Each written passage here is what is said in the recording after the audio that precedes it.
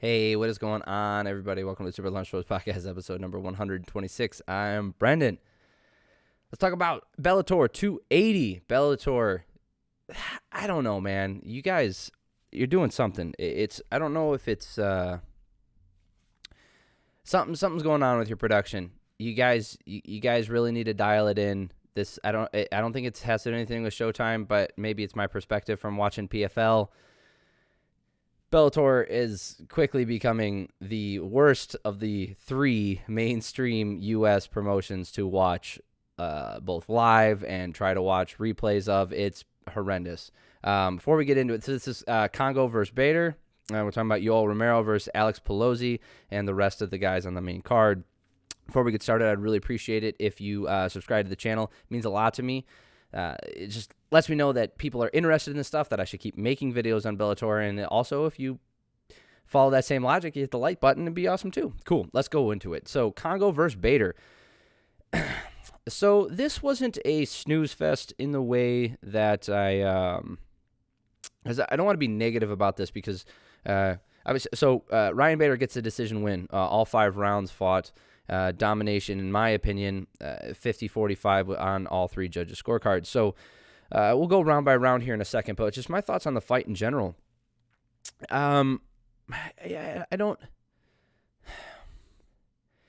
wasn't bored because going into a Ryan Bader fight, you know what he's doing. And it's different when the guy who is being the aggressor, the guy who's wrestling is, being the aggressor, constantly going for takedowns, constantly going for control and moving back and forth.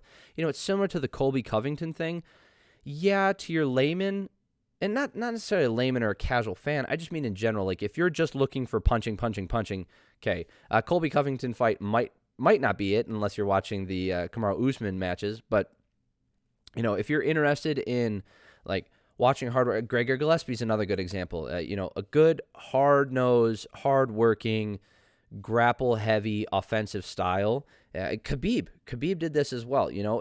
It's not boring watching them fight because they're implementing their game plan perfectly. It's not a stall tactic. They are searching for the finish.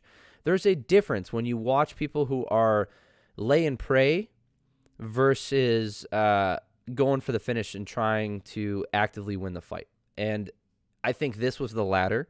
I think Bader does that. Now, he is not generally the most exciting fighter to watch, okay? Like, if I had to pick a fighter to show my friends who don't watch MMA, if I had to bring a newbie into MMA, I would not be showing them Ryan Bader highlights. He has a few of them, but again, I'm also not being like, oh, hey, Ryan Bader's fighting, got to get everybody around for this one. So that's kind of how this fight played out. So the first round here, also, I do want to talk about Kongo, and I'm going to be extremely harsh. Maybe not extremely harsh. I'm going to be pretty harsh and probably a little bit negative. So if you're a huge fan of Kongo, I apologize. I don't know how many there are out there if you don't live in France, but I'm just going to be honest. I'm calling it what it is and what I see it, and I've seen it over and over again over his past couple fights, and it was on display for 25 minutes here in this one. So in the first round, Kongo grabbed the fence, barely got a warning for it. He grabbed the fence to kind of stop a takedown, but then there was a low knee that hit the groin from Bader, and I was like, oh, here we go again. So if you don't know the history, their previous altercation, Bader was dominating Kongo, similar to how this fight was going, and he threw a punch, and then in the midst of throwing another punch and like repositioning, he poked his nose really hard, but he poked his nose. And I think the punch beforehand had landed on Kongo's eye, so maybe Kongo felt like he got poked. But then he doubled down on it afterwards, and the fight was called off because he felt like he couldn't continue because of the eye poke or the supposed eye poke. So there's just a lot of controversy, and Kongo was playing it, saying like, oh, Bader's a cheater, this and that. And clearly he wasn't. There was no eye poke. So in the first round, Kongo grabs the fence, which is cheating. I mean, I'm not going to sit here and say he's like a cheater. It's just, shit happens. I hate it. I absolutely hate it, and you need to be penalized for it. But anyway, then Bader throws a knee to the, not the solar plexus, but it went up, and it went clearly hit, in the gut. And on the replay, it was shown that it was not low, But Kongo said it was low, was holding his groin like he was hit. So that's a really good indication of, you can call it whatever you want, a savvy veteran move. I'm going to call it dirty. It's just what it is. It's the soccer version of MMA, and I don't like it. Right? It's the LeBron James of MMA. I hate that shit. When someone is playing up fouls, so when a foul does occur, you have to give that person leeway. Whether they play it up or not, a foul occurred. Somebody broke the rules, and because punishments aren't really handed out, they have enough, they are given time to recover, right? An eye poke is an eye poke. A groin strike is a groin strike. Yeah, they're to different severities, but you're breaking the rules. He didn't. He just tried to play it up, and it didn't fly. The referee clearly saw that it didn't. Oh, I mean, I could show you. So this is the problem with Bellator. They also don't have a lot of good stats for their fights. Jacob Montalvo was the referee. I thought he did a really good job keeping Kongo in check here for all the complaining he was doing. Bader was pressing him against the cage for the entire round. Kongo was looking just to hang in there until a foul happened so he could take an easy win or an easy way out. And that's the not controversial thing, because I think that's exactly what he was doing, but the kind of critical thing that I'm going to say about him is he did this the entire fight. Okay? If you're a fan of Kongo, I apologize for you and to you, because this was horrendous. This was a shit show. Watching this grown man sit against the cage for 25 minutes and get dominated, waiting for a foul and to complain. All right, so second round. Carbon copy of the first round, 28. So I had it 10-9 Bader. Carbon copy, the second round, copy paste. Kongo was complaining about a fence grab from Bader. Didn't happen. And the ref clearly was like, no, he's not grabbing the fence. Keep fighting. 2018 Bader. Third round, complaining from Kongo again about a groin strike. That did not happen. That dude was looking to complain his way out of bad positions as well. So when he was constantly being pressed up against the fence, instead of actively trying to fight his way out of it, he was willing to sit there and wait. And I don't know. I couldn't tell. I'd have to watch it over and over again. I'm not going to, but I would have to watch it back and see if he's actively putting himself in a position to take an illegal strike so he can get out of that position and possibly get out of there with a win due to DQ. That has happened a few times in recent memory, and, it, like I said, it's happened a few times already. You get someone here like Kongo who clearly doesn't want to fight, who's playing it safe in there and, playing the game instead of actually fighting. We've talked about this. If you put together a strategy that utilizes taking illegal strikes to get to the wins, I mean, someone could do it, and that's exactly what he was doing here. So, third round, I was like, watching Kongo fight was almost as bad as watching Romero. I'll get to that in a second. 30-27. And then fourth round, Kongo must have just practiced butt scoots for the past year, because that's what it looks like his fight style has now become. He is no longer a kickboxer. He is no longer an MMA fighter. I don't know. I've never seen such a good emphasis on butt scooting.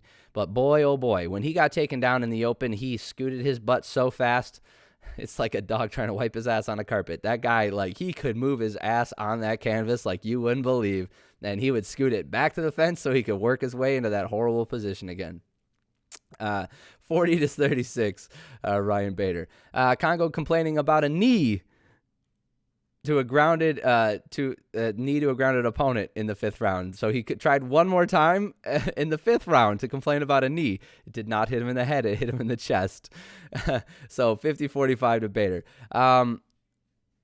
At the end of this, I was almost happier that Bader... So in the fifth round, I think Kongo had a flurry where he might have landed a punch, but nothing really happened that way.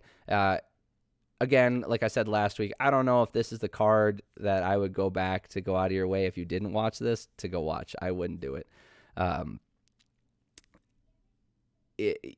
Kongo getting dominated like this for 25 minutes is better than him getting knocked out or finished early, because you get to see on display just how pathetic he is for the entire fight. not just his fight style, right? Like, as veterans age, they tend to fight safer. They're trying to avoid damage.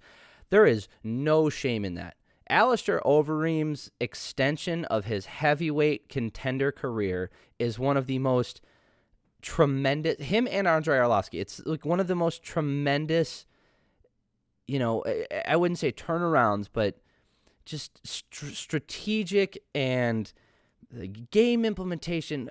Like, I'm just struggling to find the exact word I'm looking for here, but it's just amazing to watch a true veteran learn how to extend his career, even though his chin is completely gone at heavyweight. And yeah, sometimes that involves turning tail and basically running around the octagon to get better position. Okay? Is it a good visual? No. But also, he's been in some firefights since then, and he's lost some, won some, but he went on some impressive win streaks. And he's got a loss that shouldn't be a loss. Arlovsky's done very much of the same thing. That's how you age as a heavyweight in a healthy way, that's not poison to the eyes. Czech Congo is pathetic. This is pathetic. All right, this is a guy going in there to cash checks. Like, yeah, he'll swing a couple punches, but then he's totally content to sit against the fence, and he's looking for any way out he can. Like I said, I can't say that he's actively putting himself in position to take these illegal strikes, but based off of the 25 minutes watching him just complain consistently, trying to get out of there, and how he did in the first fight. This is pathetic. It's pathetic. Bellator cannot keep doing this shit. This was for the title. Czech Congo just fought for the Bellator heavyweight title. And this is what you want to present to the people. And then we can talk about the announcing, but I'll get into that later once I talk about not the Romero fight, but the next one. But I'm done talking about this one. I wanna move on. Congratulations to Ryan Bader. I think he is a legitimate contender in any organization at heavyweight. I think he's a legitimate contender at light heavyweight in any organization. I don't think he's necessarily going to be a champion, given some of the matchups that he would face in either the PFL or the UFC. But where he is right now, and I think he's where he should be. He's making the money he needs to make, and I think he's carved a pretty good career for himself. So let's talk about Yoel Romero versus Alex Pelosi, or Polizzi, sorry. The man from Madison, or the guy. What I wrote down, the guy who just keeps getting punched in the face. So this is the guy in his last fight. He's the number 5 light heavyweight in Bellator, by the way. This guy just sat there. Yeah, Alex Pelosi, if you guys don't know this dude. So in his last fight, took, I don't know, 100 punches to the face before he decided to fight back. And I mean, he's got a chin on him and blah, blah, blah, and whatever. Yoel Romero ends up getting the TKO victory at 4 minutes and 59 seconds of the third round in a third-round fight, which is impossible because the bell rang and Alex Pelosi answered the final bell, stood up, or not answered the final bell, that's for coming out. He stood up, walked around. Yeah, he was wobbly, but Beltran fucked up. That's a bad decision. Yoel Romero looks like straight shit. Okay, here's a legitimate question for those of you guys who are Yoel Romero fans, and I mean this. I really want you. I want to know. I don't mean this in any condescending or negative manner towards you at all. Why are you a fan of Yoel Romero? Right? What brings you to a Yoel Romero fight? Why do you go to watch him? Why do you take time out of your day to watch him fight? I might sound a little negative. That's because I very, very publicly am not a fan of Yoel Romero. But I want to know from a fan's perspective, like, what brings you to his fights? You know, what interests you in seeing him fight again? What are you interested for his future? And then also in this fight, what was your takeaway? Because I'm going to be very negative here, so I want to know what your takeaway was. Because in my opinion, he looked like straight shit. He looked slow. He looked lazy, even lazier than when he fought in the UFC in his last couple fights. Like, there has been a clear decline in his output, his ability, and yeah, the power's still there, but the power's the last thing to go. We all know that. And also the way that he was able to kind of like toy with Polizzi should tell you about the level of competition in Bellator. If Polizzi is the number 5 ranked light heavyweight in Bellator right now, that's a problem. All right, so Pelosi got hit a few times in the first round and was able to take them, but that's not a good long-term solution. It's just get punched in the face, because that's what he did. He went for a couple takedowns, nothing doing.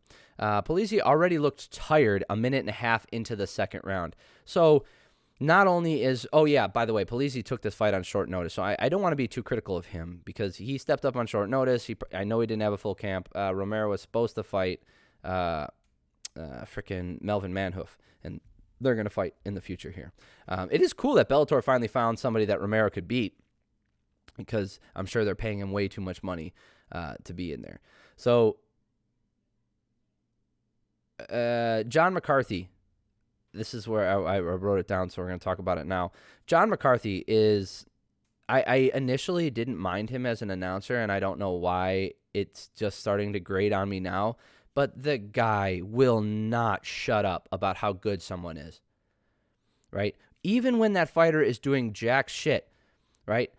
Multiple times in this fight, Romero sat there and did nothing, right? McCarthy was talking about how Romero had him hurt, and he's like, oh, look, he's got him hurt, and even now he's staying calm. That's just the veteran, and blah, blah, blah. That is not what Romero is doing. He has no gas tank, John. I know I don't know if he's actively deceiving the public, trying to get people on board and talking up the Bellator brand name and or the fighters, and by extension, the Bellator brand. But dude, he's not following up with pressure because he'll gas out. He has no gas tank. He's never really had a gas tank, or at least he hasn't in the past 5 years. We've seen it. He fights in bursts. He stands around. The dude stood around. He looked so lazy. He dropped Polizzi and stood there. And not in a way where he dropped him and stood there like, oh, yeah, come on, get back up so I can knock you back down. He stood there, let him get back up, and then continued to stand around, because he can't throw offense. Otherwise, he'll get tired. He can throw 10 punches at a time tops and then gets tired. And yeah, again, it's like, if you're getting defensive right now in your heads, like talking about me being like, oh, this guy sitting behind his computer talking shit about a professional fighter, I'm not saying I could beat him up. Or I could output as much as he could, all right? Although I hope I would be able to. But he's a professional fighter, guys. He does this for a living. So I still can't stand watching Romero fight, especially when I have to hear about how good he is and how many cool things he can do, when I don't see those cool things, right? Like, yeah, he landed a couple left hands in this fight that put Polizzi down. But he literally stood around for 4 minutes of every round. And then, I also wrote, how can you wave off a fight and call it off at 4:59 when the round has already ended? You can't. That was a bad call. I am not a fan of Yoel Romero. I have said this multiple times. I think the UFC cutting him was not a bad thing for the UFC. I am glad he's not there anymore. We saw what happened when he fought Phil Davis. He just got dominated. And then instead of, his excuses and his attitude and his persona plus his nickname not representing who he is at all. Phil Davis is a pretty, outspoken Christian, right? An outspoken Christian. He thanks God for his wins and, thanks Jesus for his savior and all those things. Whether you believe in that or not, I'm just pointing out his character. And it rings true. He doesn't swear. In fact, when people call him the Brazilian killer because he was taking out all the Brazilians in the UFC, he was like, I don't want to be called a killer. That's not I want something associated with me, because you can tell that's who he is as a person, right? He's got that Wonderboy Thompson-esque feeling about him. He's a genuine, nice guy, and he represents his faith and is outspoken about it pretty well, in my opinion, if that's how you're going to do it. I'm not, who am I to judge other people's character or anything like that? That's not what I'm saying. I just mean, if you're going to call yourself the soldier of God, maybe represent some of those characteristics a little bit more. Instead of, when losing a fight, blaming everything but yourself, maybe take a little bit of that on yourself and talk about how good the other fighter was. Just once I would like to see that. I don't think I've ever seen Yoel Romero lose a fight and say, like, oh, the other guy was better, or, oh, I didn't perform the way I could, or maybe I had a bad... Nothing. He always shifts blame. That's not what it, like, how can you, again, for a Yoel Romero fan, how can you root for a guy like that? Is that somebody who you want to emulate? Somebody who can't take blame for their own mistakes? Like, in his last fight with Phil Davis, the reason he said he lost was because he didn't know it was a 3-round fight. First of all, he got absolutely dominated for 3 rounds. So you're going to tell me in those last 2 rounds he's not getting dominated? You're out your fucking mind. But let's say he was saving it up for those last 2 rounds. Shit strategy. Shit strategy. It's a bad strategy. It is. Like, it just is. And it hasn't worked for him either. Both, like, the last, 5-6 fights in the UFC when he went back and forth win-loss. It's just not, it just didn't work for him. And that's one of the reasons he got cut.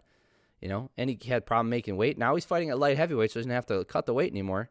So he's gotten rid of at least one of those problems. It's frustrating to me to hear about how good a guy is when people don't take stock of what's actually happening, right? I'm okay if you tell me that this guy used to do all these things and he has the ability to do them. But don't make excuses for him when he's standing around and saying, oh, he's doing this on purpose, guys. This is his strategy. No, it's not. That's not. His strategy isn't to stand around. That could be his strategy, all right? What I mean is, like, that's not, like, this isn't some, like, 4D chess that he's playing here. He's conserving energy because he's tired. He's gonna get tired. The dude was breathing heavy after the first round when he threw like 10 punches.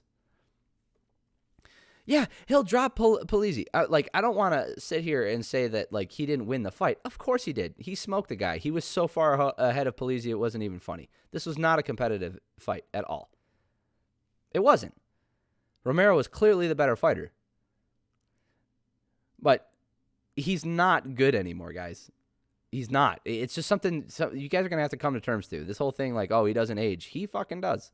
Like, yeah, he looks phenomenal. He's in great shape physically. But there's plenty of fighters who look like they're in great shape and can't take a punch anymore or can't output what they used to. It's just, it's not like a fact. It's just something that can happen if you don't adjust your training accordingly. All right, let's move on. I'm done being super negative. Davy Gaillon versus Benjamin Brander. So this guy is French, and boy, did they love him. So he got the win. He just dominated this fight. The first round was, again, with the commentary. This is nothing against Davy. I thought he was doing everything he was supposed to do. Okay? This guy was crazy good. But listening to a Bellator commentator tell me about how good one of their fighters is, well, so it's okay when he's doing something good, but when nothing's happening, telling me about how good he is because about what he can do and why you think that he's doing that now, quit trying to interpret that shit. Just be quiet for 5 fucking seconds. This fight was clearly put together to let Gaillon perform in front of his people, and I think it was fantastic. I think he did a great job. This Benjamin Brander, I hope, got paid to do this really well, and I hope he gets another opportunity in Bellator because, he was clearly put in out of his depth to let this other guy win. Same with the Lorenz Larkin fight. I'm a huge Lorenz Larkin fan, by the way. You can see here he's gone on a little bit of a win streak. Going on a little bit of a win streak here. So, obviously, he lost to Douglas Lima in his first Bellator fight. That's a hard fight anyway. And then losing to Paul Daly, that was rough. Not great. But since then, he has won every single fight. So, for the past 4 years, he's undefeated. Fernando Gonzalez, Ian Pascu, Andrew Koreshkov. That's a great win, even though it was a split decision. Nakamura, Javier Cavallo. It's and then this Kyle Stewart guy. It's it's hard to gauge how good one of these Bellator fighters is when he's fighting other people who, don't have the name recognition on their records that people like in the UFC or the PFL do. When two ex-UFC fighters are going at it, you can kind of get like a frame of reference, right? Or if you have a UFC fighter taking on someone, like you have a fighter taking on a UFC fighter, you can get a frame of reference for how that good that person is based off of where they kind of fit in to the UFC picture. It's hard to grade. Like in Bellator, you can grade people within Bellator, but the difference in skill level is unbelievable. The drop-off between number 4 sometimes, or even number 2 and number 3, right? The drop-off is substantial in some of these divisions. So it's a little harder to get like a frame of reference and like how good was Kyle Stewart? Is he really good and Lorenz Larkin's just that amazing, or is, Kyle Stewart just not there? Lorenz Larkin ends up getting the TKO finish. It was a tentative round for the start from Stewart and Larkin. They were throwing some harder shots, back and forth, missing, but Larkin landed a couple times, got him down. He got back up. Larkin got him down one more time, started landing some knees to the body, and that was the end of the fight. So overall, I did not I did not watch the prelims. There are way too many prelims on these Bellator cards. Call me a casual Bellator fan as much as you'd like. I watch the main cards. So that's it for this one. I thought as far as the event goes, it's kind of a stinker. Not as I'm going to talk. I have a PFL video coming out next, so I'll talk about that. I think overall the production value just really drags Bellator down, and I can't do it. So I can't explain. I'll take more notes next time, but I'm pretty sure I've taken notes on the video, the audio quality, and the announcing and the way they present their fighters. I think I really enjoy PFLs so much better, and I think PFL is really doing it. I think PFL is the league to watch, or is the fighting organization to watch if you're going to pick between Bellator and PFL. I really do. Plus the ease of use. If you made it this far, I love you. I really do. It means a lot to me. Thank you for listening to me rant through how much I hate you all, Romero, again, and kind of shit on Kongo a little bit. I appreciate you guys making it this far. If you could, if you made it this far, I'd really appreciate it if you subscribe. I talk about fights nonstop. It's all I do pretty much on the channel. Every so often I'll do a movie review or something like that, but it's mainly that. So if you're into that sort of thing, please subscribe. Please like this video if you did, and I would really appreciate it. And if you choose not to watch any other videos, have a great weekend. Have a great week. Love y'all.